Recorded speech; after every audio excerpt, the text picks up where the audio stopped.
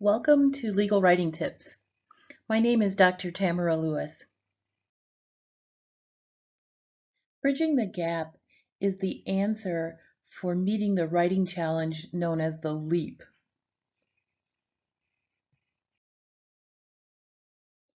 The leap is when the writer jumps to a conclusion without giving intermediary steps to show how they arrived at their conclusion.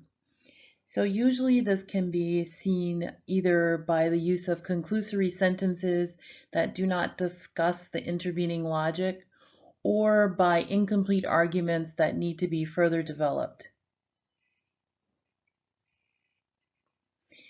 The way to meet this challenge is, of course, to bridge the gap. In other words, to provide those steps in between the statement and the conclusion.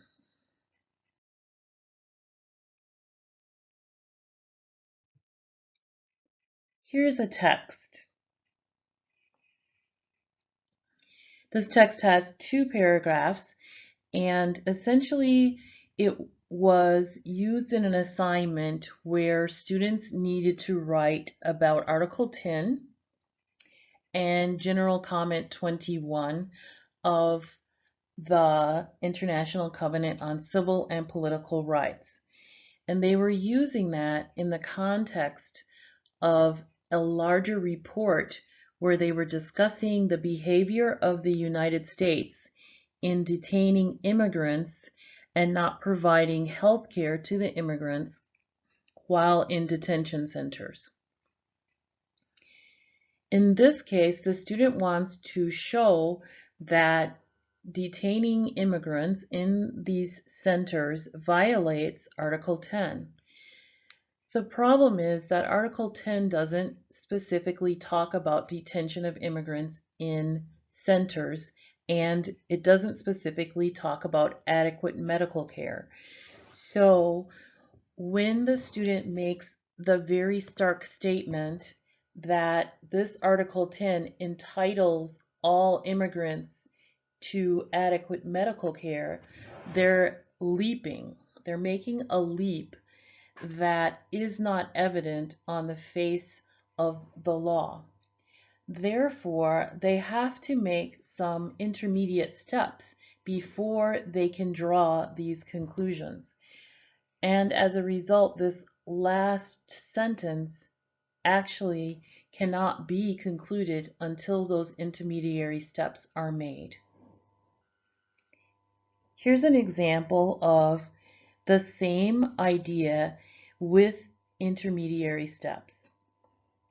In a moment, we will break them down step by step.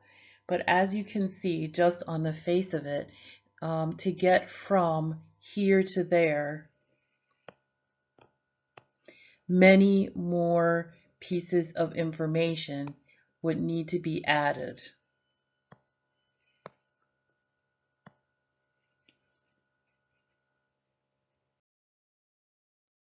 Here's the first step for bridging the gap.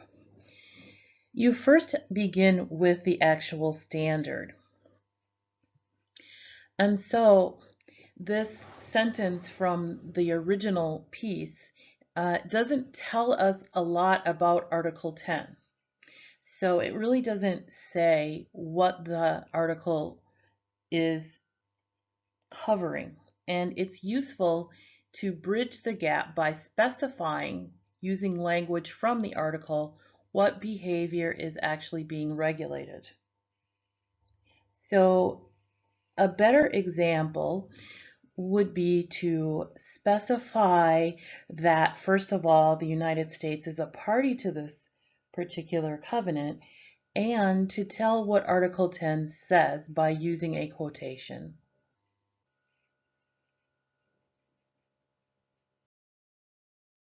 A second step for bridging the gap is to explain either the application of the actual standard, the meaning of terms inside of the standard, or the obligations that the standard imposes on parties.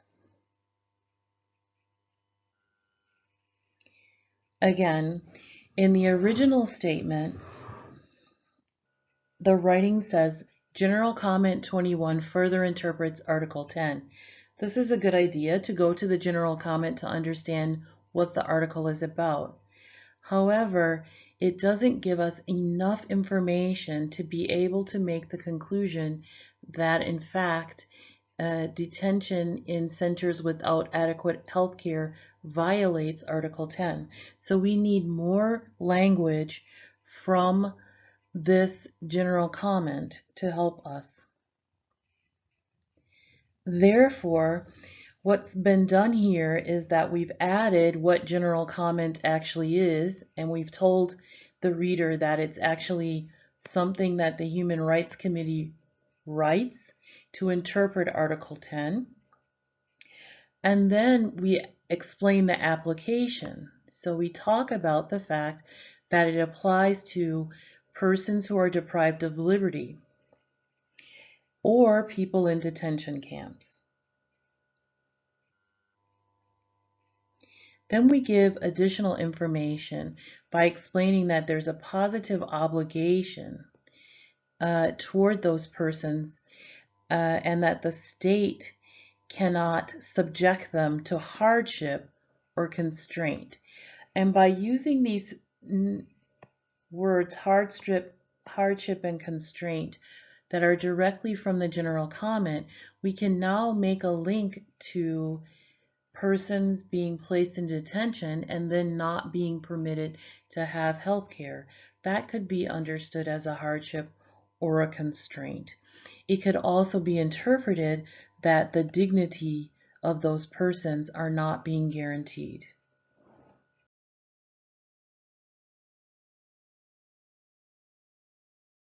The final step to bridge the gap is to add key elements that tie in the main idea, the intervening steps, along with the conclusion. In this case, we want to tie in the fact that failure to provide health and medical care results in a hardship and therefore ignores human dignity. Thus, what we have done is, from the original two statements that prior to our edits had no substantiating intervening steps, we've now provided those steps, and we can therefore arrive at the conclusion that there is no doubt that Article 10 obligates the United States to provide adequate health and medical care to immigrants in detention facilities, because failure to do so subjects them to hardship and ignores their human dignity.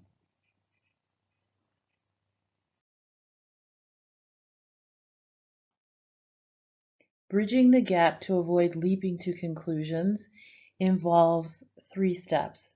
Setting the standard, usually through the use of direct quotation, clarifying important provisions such as the application or the meaning of phrases, or listing the obligations under the standard, and finally drawing the conclusion by closing with a statement that reiterates the key elements.